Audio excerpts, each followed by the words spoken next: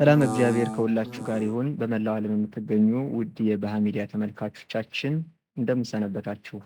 እንኳን ለዐቢይ ጾም 4ኛ ሳምንት በሰላም አደረሳችሁ። እንግዲህ ይህ የዐቢይ ጾም 4ኛ ሳምንት መጻጉዕ በመባል ይታወቃል። ይህንን መጻጉዕን ቅድስት ቤተክርስቲያናችን እንዴት ትሰብከዋለች፣ እንዴት ትገልጸዋለች የሚለውን እንግዲህ ወደ እናንተ ለማድረስ በዚሁ ስቱዲዮአችን ላይ ተገኝተናል ማለት ነው። እንግዲህ እንደሚታወቀው ከዚህ በፊት የነበሩትን 3 ሳምንታት ወደ እናንተ እያደረስን ቆይተናል። በዛሬው ዕለት ደግሞ አንድ አንጋፋ አባታችን ጋር በዚህ ስቱዲዮአችን ላይ ተገኝተናል ማለት ነው። ከዚህ በመቀጠል እንግዲህ ክቡር አባታችን ራሳቸውን ያስተዋውቁንና ወደ ቀጣዩ መርሃ ግብር እናልፋለን ማለት ነው። አባታችን እንኳን ደህና መጡ። ወደ ተመልካች ራስዎትን ያስተዋውቁ። እግዚአብሔር ይመስገን። እኔ አባ ተክለ ሥላሴ ገብረ ሕይወት እባላለሁ። መንበረ መንግስት ቅዱስ ገብርኤል ገዳም ነው የማገለግለው። እሺ አባታችን እንግዲህ የዛሬው መርሃ ግብራችን በዚሁ ሚዲያ እንግዲህ የነበሩትን 3 ሳምንታት በተለያዩ መምህራን በዚህ ሚዲያ ለሚከታተሉ ምዕመናን ትምህርት እየሰጠን ቆይተናልና በዛሬው ዕለት ደግሞ እንግዲህ መጻጉዕን ቅድስት ቤተክርስቲያናችን እንዴት ትገልጸዋለች የሚለውን ከእርስዎ ጋር ቆይታ ለማድረግ ተገናኝተናልና እንደው በቤተክርስቲያናችን አስተምህሮ መሰረት መጻጉዕ ማለት ምን ማለት ነው? መልካም። መጻጉዕ ማለት በሽተኛ ወይም በሽታው የጸናበት ሰው ማለት ነው። እንግዲህ ይሄ መሰረት አለው። በሽተኛ ወይም በሽታ የጸናበት ሰው ማለት ሲሆን መሰረቱ በቤተ ሳይዳ ብዙ መጠመቂያዎች አሉ። ከመጠመቂያዎቹ መካከል አንዷ ቤተ ሳይዳ የምትባል አማኞች ሁሉ እየገቡ የሚጠመቁባት፣ የሚፈወሱባት፣ ከደዌ ሥጋ ነጽተው የሚሄዱባት፣ የሚድኑባት ቤተ ሳይዳ የምትባል ቦታ ነበረች እና በዛች ቦታ ላይ 38 ዓመት ታሞ በበሽታ በደዌ የታመመ ሰው አንድ ሰው ነበረና እሱ የመፈወሱና ስለሱ ታሪክ የሚያነሳ ነው። ምሳሌነቱም የሰው ልጅ በኃጢአት ደዌ ወድቆ የነበረውን ወይም ደግሞ መውደቁንና ያ የወደቀው ሰው ወይም የሰው ልጅ በመውደቁ ምክንያት አምላካችን ክርስቶስ በዛ ቦታ ላይ ተገኝቶ ክርስቲያኖችን ወይም ሰዎችን እንደፈወሰ የምናስታውስበት የመጠመቂያ በዓል ወይም የመጠመቂያ ቦታ ተብሎ ያ በሽተኛ 38 ዓመት በደዌ ተይዞ የነበረው ሰው የተፈወሰበት ቀን ማለት ነው። እሺ አባታችን እንግዲህ ከዚህ ጋር ተያይዞ ቤተክርስቲያናችን ብዙ ምሳሌዎች አሏት። ለምሳሌ እንግዲህ በቀጣይ ሳምንት የምናስበው በዓለ ደብረ ዘይት፣ እሱን በዓል ስናስብ ጌታ ኢየሱስ ክርስቶስ ወደዚች ምድር መጥቶ ዓለምን እንደሚያሳልፋት የምናስብበት ጊዜ ነው እና እንደው በዚህ በመጻጉዕ ጊዜ ውስጥ ቤተክርስቲያናችን ምንን ነው የምታስበው? መልካም ጥሩ ጥያቄ ነው። ቤተክርስቲያናችንን 4ኛው ሳምንት መጻጉዕ ብላ ታስባለች ወይም በዓሉን ታከብራለች። 4ኛው ሰንበት መጻጉዕ ይባላል። በመጻጉዕ ስም ቤተክርስቲያን ወይም ሰንበት ምንን ታስባለች፣ ታስተምራለች የሚለው አባቶቻችን እንዳስቀመጡት በ3 ዋና ዋና መልእክቶችን ለማየት እንሞክራለን። በምሳሌነት ማለት ነው። እንግዲህ የመጀመሪያው ምሳሌነት አንደኛው የእግዚአብሔር ርኅራኄ፣ የእግዚአብሔር ቸርነት፣ የእግዚአብሔር ፍቅር፣ የእግዚአብሔር ሰላም ለሰው ልጆች የሚሰበክበት የሚታደልበት ለዛውም ደግሞ 38 ዓመት በአልጋ ቁራኛ በደዌ ዳኛ ተይዞ በበሽታ እየተሸማቀቀ ወይም ደግሞ ታሞ እየማቀቀ የነበረውን ያ በሽተኛ የተፈወሰበት የእግዚአብሔር ቸርነቱ የተገለጸበት ክርስቶስ ወደዚህ በሽተኛ ሄዶ ሲጠይቀው ልትድን ትወዳለህን ብሎ ሲጠይቀው ጌታዬ ሆይ አዎን ሰው የለኝም እንጂ መዳንስ እወዳለሁ ብሎ ሰው እንደሌለው፣ ረዳት እንደሌለው፣ ተስፋ እንደሌለው፣ አጋዥ እንደሌለው ያ በሽተኛ ተስፋ ቆርጦ ነበር። ኢየሱስ ክርስቶስ ግን ልትድን ትወዳለህ ብሎ ሲጠይቀው እወዳለሁ ብሎ ከዛ ለዛ ሰው ወይም ለዚህ በሽተኛ የደረሰለት ርኅራኄ፣ ቸርነቱ በአጠቃላይ ለበሽተኛው ለዚህ መጻጉዕ ብቻም ሳይሆን ለሰው ልጆች ሁሉ ቸርነትን፣ ይቅርታን የሰበከበት ምሕረቱን የገለጸበት ቀን በመሆኑ አንደኛ ታስባለች ቤተ ክርስቲያን የእግዚአብሔር ቸርነት ርኅራኄ ማለት ነው። ሁለተኛው ደግሞ የነፍስና የሥጋ ፈውስን ታስባለች። በዚህ ቀን የሥጋም ፈውስ አለ፣ የነፍስም ፈውስ አለ። እግዚአብሔር በሥጋም በነፍስም ፈዋሽ፣ አዳኝ፣ መሐሪ፣ ይቅር ባይ አምላክ መሆኑን ቤተ ክርስቲያን በዚህ ቀን የሥጋና የነፍስ ፈውስ እንዳለ ታስታውሳለች። ለዛውም ሕማመ ሥጋ የኃጢአት ውጤት ሲሆን ሊሆን እንደሚችል በማሰብ ሕማመ ሥጋ የኃጢአት ውጤት እንደሚሆን በማሰብ ሁለተኛው እውነተኛው ፈውስ የሚገኘው በንስሐና በእግዚአብሔር ቸርነት መሆኑን በማሰብ ይታመናል፣ ይሰበካል፣ ይነገራል ማለት ነው። በሶስተኛው ደረጃ ተስፋ አለመቁረጥ የሰው ልጆች ለሰው ውድቀቱ፣ ለሰው ኃጢአቱ፣ ለሰው ትልቁ ጥፋት ሰው ተስፋ ሲቆርጥ ሕይወት የለውም፣ ዋጋ የለውም። ሰው ተስፋ ካልቆረጠ፣ ሰው ተስፋ ካለው፣ ሰው በተስፋ ከኖረ ሁሉም ነገር ይሆንለታል ማለት ነው። አባቶቻችን ሲናገሩ የኃጢአት ሁሉ በደል፣ የኃጢአት ሁሉ ትልቁ ክፋትና ጥፋት ተስፋ መቁረጥ ነው ይላሉ። ሌላ ሁሉ ቀላል ነው፣ በንስሐ ሕይወትም ይመለሳል። አንድ ሰው ግን ተስፋ ከቆረጠ ነፍስ ሊያጠፋ ይችላል፣ ራሱም ሊያጠፋ ይችላል፣ ብዙ በደል ብዙ ጥፋትን ሊያጠፋ ይችላል ማለት ነው። ስለዚህ በዚህ ቀን ተስፋ አለመቁረጥ ቤተ ክርስቲያን መጻጉዕን ስታስብ ተስፋ አለመቁረጥን ታስባለች ማለት ነው። እንግዲህ የሚረዳኝ ሰው የለም፣ ረዳት የለኝም፣ ተስፋ የለኝም፣ ሰው የለኝም፣ አጋዥ የለኝም ብለው ሰዎችን ተስፋ እንዳይቆርጡ ተስፋ አለመቁረጥን ታስተምራለች ማለት ነው። ይህ መጻጉዕ 38 ዓመት በበሽታ ሲታመም ወይም በደዌ ሲያዝ ይህ ሁሉ ዓመታት ተስፋ ቆርጦ ነበር። ሰዎች የሉኝም ወደዛ ምክንያቱም ወደዛ ቦታ የሚገቡት ጉልበት ያላቸው፣ ኃይል ያላቸው፣ አቅም ያላቸው፣ ቤተሰብ ዘመድ ያላቸው፣ ረዳት ያላቸው ተሸክመው ወደ ባህሩ ወደ መጠመቂያው ቦታ ወስደው እንዲጠመቁና እንዲፈወሱ ያደርጓቸዋል። ይህ ሰው ግን ሰው የለውም፣ ረዳት የለውም። በእግዚአብሔር ግን ተስፋ አልቆረጠም ነበር። በሰዎች ተስፋ ቆርጧል፣ በእግዚአብሔር ግን ተስፋ አልቆረጠም።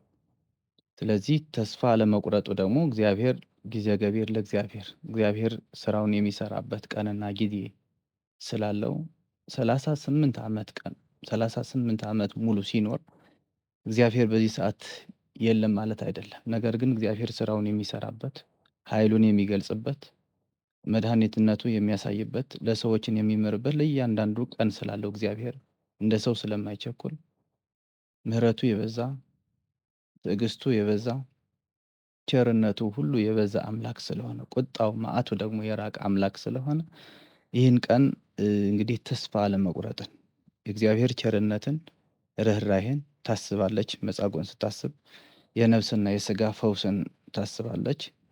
ተስፋ አለመቁረጥን ታስባለች ማለት ነው። እና ሰው ተስፋ እንዳይቆርጥ ሰው ባይኖረንም ገንዘብ ባይኖረንም ሀብት ባይኖረንም ረዳት ሰው ባይኖረንም ተስፋችን ክርስቶስ ነው። አሐዚ ዓለማት ፈጣሪ ኩሉ ዓለም ክርስቶስ አለልኝ ብሎ በተስፋ መጠበቅ። ልንታመም እንችላለን። ዛሬ ታመምያለሁ፣ ነገ እፈውሳለሁ፣ ዛሬ አልማረኝም፣ ነገ ይምረኛል ብሎ ተስፋ ካልቆረጠ አንድ ሰው ሁሉም ነገር ተስፋ ካለው በተስፋው ሁሉም ነገር በሂደት ይደረግለታል ማለት ነው። እና ለእነዚህ ለሶስት ነገሮች ምክንያት ቤተ ክርስቲያን መጻጉዕ የምታስብበት በዚህ ምክንያት ነው። መልካም እሺ አባታችን እንግዲህ ከዚህ ጋር ተያይዞ በቅድስት ቤተክርስቲያናችን በተለይ ግብፃዊ በተሰኘው መጽሐፍ ቤተክርስቲያናችን በእያንዳንዱ ዕለታት የሚባሉት ወንጌሎች፣ ንባቦች፣ መልእክታቶች ሁሉም ተቀምጠው የምናገኝበት ነው እና እንደው ከዚህ ጋር እንግዲህ በዚህ ቀን የሚባሉ የቤተክርስቲያን ቀለማት ምን ምን ናቸው? መልካም። በዚህ ቀን እንግዲህ ቤተ ክርስቲያናችን በዕለተ ሰንበት ወይም በአራተኛው ሳምንት እሁድ መጻጉዕ የምታስታውሳቸው የሚነበቡ መልእክታት አሉ። በመጀመሪያ ደረጃ የጳውሎስ ማለት ቅዱስ ጳውሎስ መልእክት ይነበባል። የቅዱስ ጴጥሮስም ይነበባል። የሐዋርያት ሥራም ይነበባል። ከዛ በመጨረሻ ደግሞ ቅዱስ ወንጌልን ይነበባል ማለት ነው። ይህ ቅዱስ ወንጌል በዚህ ሰዓት የሚነበበው ስለ መጻጉዕ ነው። በዚህ በዮሐንስ ወንጌል ምዕራፍ 5 ቁጥር 1 እስከ 24 ያለው ኃይለ ቃል ይህ ወንጌል ስለ መጻጉዕ ስለ በሽተኛው ለ38 ዓመታት በአልጋ ቁራኛ በደዌ ዳኛ ተይዞ ታሞ እየተሰቃየ የነበረ ረዳት ኃይል አጥቶ የነበረው ሰው ስለዚህ በሽተኛ የምታስታውስበት እግዚአብሔር ደግሞ ቸር እንደሆነ መሐሪ እንደሆነ ለሰው ልጆች ሁሉ መሐሪ እንደሆነ በዚሁ በበሽተኛው ልክ አይተናል ማለት ነውና በአጠቃላይ ስለ መጻጉዕ የሚነገርበት ወንጌሉ የሚያነበው መልእክታቱም ሐዋርያት ሥራ የሚናገሩት የሚዘክሩት የሚያስተምሩት በግጻዌውም በሊቃውንቱም በማሕሌቱም በዝማሬውም በሰዓታቱም ሁሉ ስለ መጻጉዕ ነው ማለት ነው። ስለዚህ ይህንን ነገር እንግዲህ የቀለማት ይዘቱ ደግሞ አባቶቻችን ሊቃውንት እንዳስቀመጡልን የዕለቱ ቀለም ይዘቱ አረንጓዴ ይመስላል ወይም አረንጓዴ ነው ብለው ያስተምራሉ። ምክንያቱም አረንጓዴ የሕይወት፣ የተስፋ፣ የልምላሜ ምልክት ነው።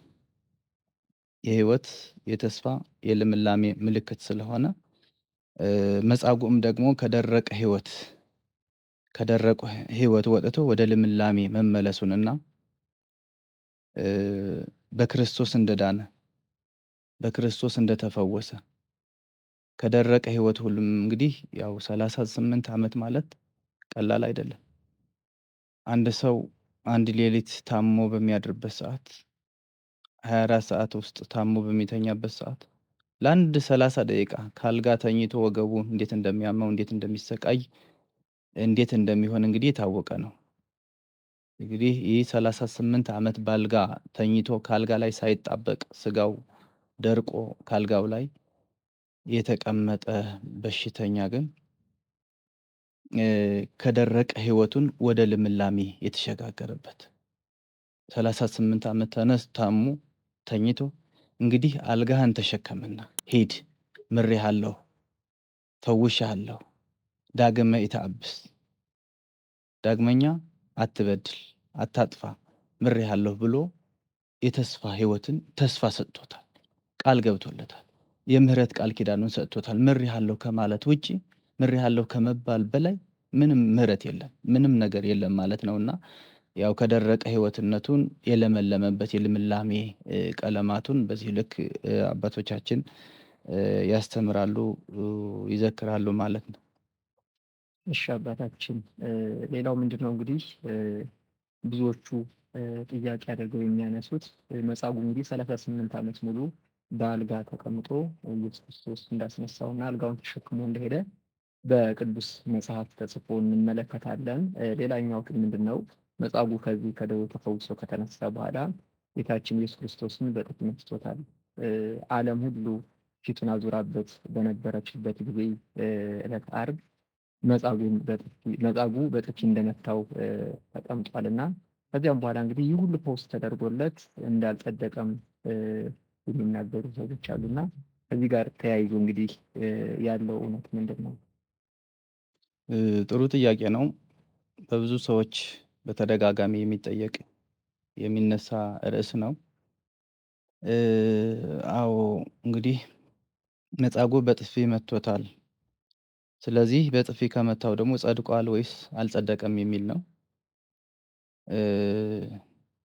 ቅዱሳት መጻሕፍት እንደሚነግሩን ወይም ወንጌሉ ላይ እዚሁ ዮሐንስ ወንጌል ምዕራፍ 5 ያለው ታሪክ ስለ መጻጉዕ ስለሆነ ስለሱ ታሪኩ ሲነግረን ኢተአብስ ዳግመ ከመ ዘየአኪ ኢይርከብከ ዳግመኛ አትበድል፣ ከዚህ የበለጠ ኃጢአት ከዚህ የበለጠ ክፉ ነገር እንዳይገጥምህ ሁለተኛ አትበድል። ስለዚህ አልጋህን ተሸከምና ሂድ ድነሃል የሚል ቃል ገብቶለታል፣ ሰጥቶታል። ይህ ቃል የክርስቶስ ቃል ነው፣ የፍጡራን ቃል አይደለም። የፈጣሪ ቃል ማለት ደግሞ እስከ ዘላለም ድረስ የጸና ትናንትና በተናገረው ለዘላለም ቃሉ አንድ ጊዜ ነው። ምህረት ካደረገ ምህረት ነው፣ አልምረውም ካለ ደግሞ አይምረውም። ስለዚህ ክርስቶስ 38 ዓመት በበሽታ ላይ የነበረ ሰው ለማዳን የመጣበት እኮ ትልቁ ዓላማው ታርጌቱ የሰዎች ርኅራኄን ቸርነቱን ለመግለጽ ወደ ምድርም በአጠቃላይ የመጣው በአዳምና በአዳም ኃጢአት በደል ስለሆነ ይህ ሰው ደግሞ ታሞ ነበርና መፈወስ አለበት እምረዋለሁ ብሎ እሱን ለመማር ወደዛ መጠመቂያ የሄደበትም እኮ ትልቁ ዓላማ ይሄ ነውና ሁለተኛ እንዳትበድል ነገር ግን ሂድ አልጋህን ተሸከምና ሂድ ብሎ ሲነግረው ያን ጊዜ ምን ብሏል ማለት ነው? ጸድቋል። መጻጉዕ አልጸደቀም አይባልም፣ ነገር ግን ጸድቋል። አባቶቻችን እንግዲህ ሲናገሩ ወይም ደግሞ በዚህ በታሪክ ላይ እንደሚነገረው ቅድም በጥፊ መታው የሚለው አይሁዶች ክርስቶስን ለመስቀል ክርስቶስ ለፍርድ በአደባባይ ላይ ባቆሙት ጊዜና ሰዓት ወቅት ከአይሁዶች መካከል ሊሰቅሉት ካቀረቡት መካከል ብዙ ሰዎች በጥፊ እንደመቱት ይነገራል። ወንጌል ላይ ያለ ቃል ነው። በጥፊ መቱኝ ነው የሚለው። በጥፊ መቱት። በጥፊ ከመቱት መካከል ደግሞ አንዱ መጻጉዕ እንደሆነ በቅኔ ቤት በትውፊት የሚነገር ታሪክ አለ። በቅኔ ቤት በትውፊት የሚነገረው ታሪክ እንግዲህ ምንድነው? አልጸደቀም ጸድቋል የሚል እዚህ ላይ ይነሳል። ቅድም እንዳልኩት መጻጉዕ አልጸደቀም አይልም፣ ጸድቋል። በሌላ በኩል አልጸደቀም ተብሎ የሚነገርበት ሁኔታም አለ። እሱ አልጸደቀም የሚባልበት የሰው ልጅ ውለታ ቢስነትና ክፉነትን ለመግለጽ የሚነገር ኃይለ ቃል ነው። የሰው ልጅ እንግዲህ ውለታ ቢስነት ሰው ውለታ ተደርጎለት ሰው መልካሙ ነገር ተደርጎለት መልካም በማድረግ ክፉ ስለተሰጠው የሚሰርቅ ስለተደረገለት የሚያማ ስለተደረገለት የሚሳደብ የሚማታ ከሆነ ውለታ ቢስነት ይባላል። ወይም ደግሞ ወደ ቀደመ ኃጢአቱ ክፋቱ ተመልሷል ተብሎ ይታሰባል ማለት ነው። እና ውለታ ቢስነትን ክፉነትን ለመግለጽ የሚነገር ቃል ነው አልጸደቀም የሚለው ማለት ነው። ሌላው አልጸደቀም ተብሎ የሚነገርለት በቅኔ ቤት ወይም በቤተ ክርስቲያን ትውፊት አስተምሮ ጌታ ነፃ አውጥቶት ሳለ ልጅነቱን ማንነቱን ኃጢአቱን ሁሉ ረስቶ የተዋለለትን የተደረገለትን ውለታ ያ ሁሉ ረስቶ ከኃጢአቱ አልተመለሰም ወይም አልተጸጸተም። ከኃጢአቱ ቢመለስ ኑሮ ከኃጢአቱ ከበደሉ ቢመለስ ክፋቱን አምኖ ቢቀበል ኑሮ አምላኩን በዚህ ልክ ያዳነው 38 ዓመት ታሞ ያ የ38 ዘመን ክረምት ላይ ረስቶ እንዴት ጌታውን ይመታል ተብሎ ስለዚህ የነበረበትን ኃጢአት ከዛ የማይበልጥ ነው። 38 ዓመት ታሞ እያለ ፈውሶት ነበር። ነገር ግን አሁን ደግሞ በዚህ ልክ ደግሞ ኃጢአቱን በደሉን ረስቶ አልተጸጸተም፣ አልተመለሰም ሲሉ አልጸደቀም የሚል ታሪክ ይነገራል እንጂ ለዚሁ ነው አልጸደቀም የሚባልበት ሁኔታ በታሪክ ወይም በትውፊት ወይም በቅኔ ቤት የሚነገር ታሪክ ነው ማለት ነው። ከኃጢአቱ አንድ ሰው ካልተመለሰ እንግዲህ ሰው ኃጢአት ላለመስራት ነው ንስሐ የሚገባው። ኃጢአት አልሰራም ብሎ በተቻለ መጠን ወደፊት እንጂ ወደኋላ ላለማየት፣ ወደ ቀኝ እንጂ ወደ ግራ ላለመመለስ ይወስናል። ከአምላኩ ጋር ከእግዚአብሔር ጋር ቃል ይገባል። የንስሐ የይቅርታ ልብ ይኖረዋል። ያ የንስሐ ልብ አሁንም ከሌለው፣ አሁንም ካልተጸጸተ፣ አሁንም ካልተመለሰ ያው አልጸደቀም ተብሎ ሊነገር ይችላል እንጂ መጻጉዕ እንደጸደቀ ነው። የተወደዳችሁ የባህ ሚዲያ ተመልካቾቻችን እንግዲህ መርሃ ግብራችን እያገባደድን እንገኛለን። እንግዲህ በዛሬው መጻጉዕ መርሃ ግብራችን ብዙ እያተረፋችሁ እንደሆነ ተስፋ እናደርጋለን። መርሃ ግብራችን እንዲሁ እያስኬድን እንገኛለን ማለት ነው። እንግዲህ ከዚህ ጋር ተያይዞ አባታችን በተለይ እርስዎ በቲክቶክ ፕላትፎርም ላይ ብዙ ጊዜ ወንጌልን እያስተማሩ እመለከታለሁ እና እንደው በዛ ቦታ ላይ ወንጌልን ለማስተማር መነሻ ያደረጉት ምክንያት ምንድን ነው? መልካም ጥሩ ጥያቄ ነው። ወንጌልን ለማስተማር በመድረክ በአንዳንዱ በቤተ ክርስቲያን ላይ በማህበራት በልዩ ልዩ ቦታዎች ላይ መስበክ ይቻላል። በበለጠ ደግሞ ወደዚህ ሶሻል ሚዲያ የመጣሁበት ትልቁ ዓላማ ሰው የራሱ የሆነ ጥቅም የራሱ የሆነ ግላዊ የሆነ ነገር አስቦ ሊነሳ ይችላል። እኔ ግን የተነሳሁበት ትልቁ እና ዋነኛው ዓላማ ወደዚህ ዓለምም የመጣሁበት ወይም ደግሞ ካህን፣ ሐዋርያ፣ አባት፣ መምህር ሁኜ ስመረጥ በማቴዎስ ወንጌል ምዕራፍ 28 ቁጥር 19 ላይ ሁሩ ወመሃሩ ውስተ ኩሉ ዓለመ ወደ ዓለሙ ሁሉ ሂዱና አሕዛብን በአብ በወልድ በመንፈስ ቅዱስ ስም እያጠመቃችሁ ደቀ መዛሙርቴ አድርጓቸው የሚል አምላካዊ መልእክት አለና ያ አሕዛብን ሁሉ ያላመኑትም ያመኑት እንዲጸኑ የጸኑትም ለሕገ እግዚአብሔር ወይም እንዲበቁ ለማድረግ ወደዚህ ሶሻል ሚዲያ መጥቻለሁ። ልክ ሐዋርያት ቅዱሳን አበው ሐዋርያት እነ ሙሴ እነ ኤልያስ ሌሎቹም ደመናም ጠቅሰው እየሄዱ ወንጌልን ሁሉ በዓለም ሁሉ ምሳሌ ቶማስ ሀገረ ስብከቱ ህንደኬ ነበር። ከቅድስት ኢየሩሳሌም ተነስቶ መነሻቸው የሁሉም ኢየሩሳሌም ነበርና ከዛ ተነስቶ ህንደኬ እየሄደ ደመናን ጠቅሶ ነበር እየሄደ ሲያስተምር የነበረው። ይህ የቅዱሳን ጸጋ ሀብት ስጦታ ነው።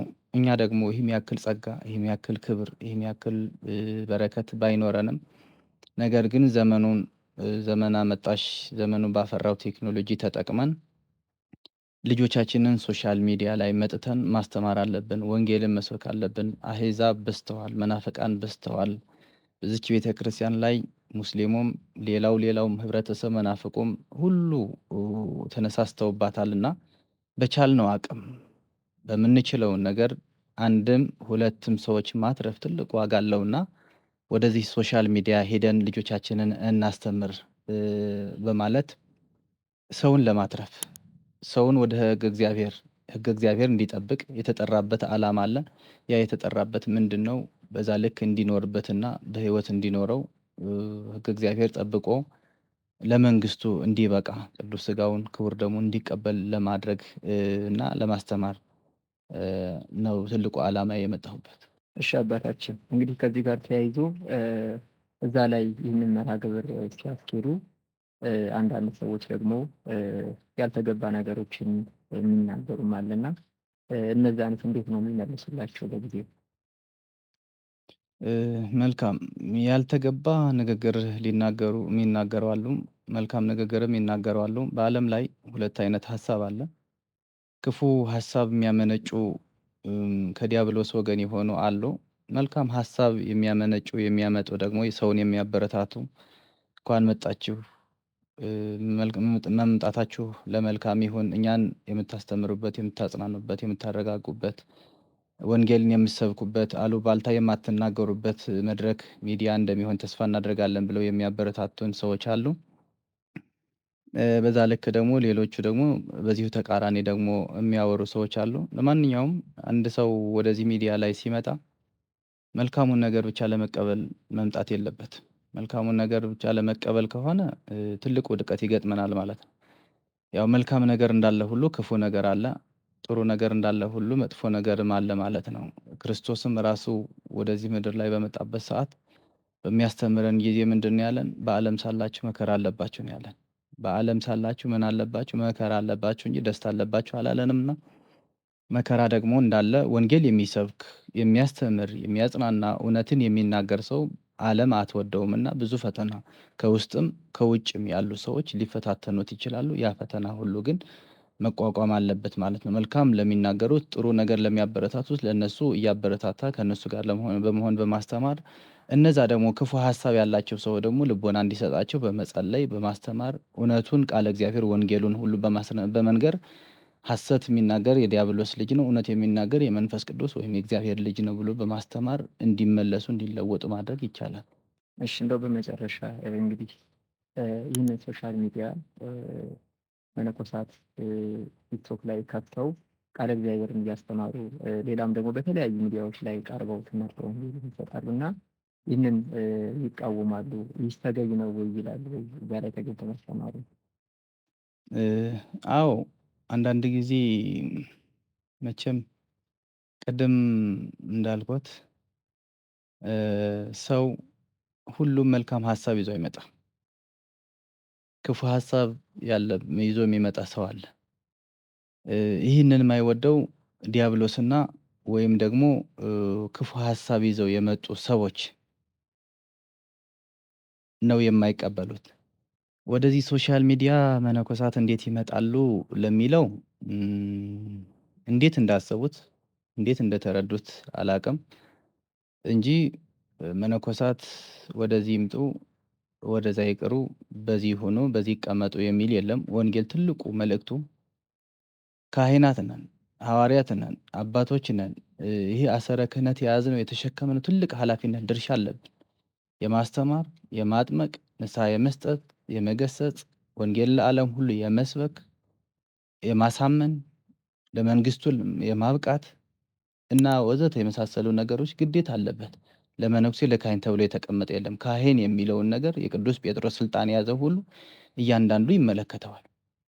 ነገር ግን ወደዚህ መጥቶ መምጣታቸው ምንም ኃጢአት የለውም ብዬ ነው ማስበው። እኔ እንዲያውም ሊበረታታ ይገባል። ያው ተች ትውልድማ እንኳን መነኮሳቱን አይደለም ይቅርና ሊቃውንቱም እኮ መተቸት ጀምረዋል። ሊቃውንት ለምን መጡ? ካህናት ለምን መጡ? ዲያቆናት ለምን መጡ? መምህራን ለምን መጡ? ታዲያ ሶሻል ሚዲያው የምእመን ነው ያለው ማን ነው? የዘፈን ቦታ ነው ያለው ማን ነው? የጭፈራ ቦታ ነው ያለው ማን ነው? ያሉባልታ የወሬ ቦታ ነው ያለው ማን ነው? ለመልካሙ ነገር ሁሉ እንድንጠቀምበት የሚከለክለን ነገር ምን አለ? በየትኛውም ቦታ ሐዋርያት እኮ ወንጌልን ለመስበክ ጨለማ ውስጥም ይገባሉ። የትኛውም ቦታ ገብተው የትኛውም ቦታ ተገኝተው ወንጌልን እያስፋፉ ነው እዚህ ያደረሷትና ቤተክርስቲያናችን በዚህ ልክ እንድንረከብ ያደረጉን እና ለሚተች ቅን ልቦና ለሌለው ሰው ብዙ ነገር መናገር ይችላል። እንደ ኃጢአትም ሊቆጥረው ይችላል። ዋናው ነገር ግን ሞፈር ይዞ ማለት ማረሻ ይዞ ወደፊት እንጂ ወደኋላ የሚያርስ ሰው የለምና መቀጠል ነው የሚኖርብን። በአጠቃላይ ግን መምጣታችን ለበጎ ነገር ነው። ለክፉ ደግሞ የሚጠቀሙ ለወሬ አሉባልታ እዛ ላይ ሶሻል ሚዲያ ላይ መጥተው ተዘፍዝፈው ወንጌል ከመስበክ ይልቅ ትምህርት ከማስተማር ይልቅ ሰዎችን እንቅፋት ሆነው ለሰዎችን እንቅፋት ሆነው በዚህ ልክ ዋዛ ፈዛዛ ቀልድ ቁም ነገር የሌለው ምንም ትምህርት ትንሽ እንኳን ትምህርት ለክርስቲያኖች ሊያነጽ ሊያስተምር የማይችል ንግግር የሚናገሩ አባቶች ካሉ በጥብቅ እናወግዛለን። ይህ ነገር በጣም ስህተት ነው። እንደዚህ ከሆነ አለመምጣት ይሻላል፣ አለመሄድ ይሻላል።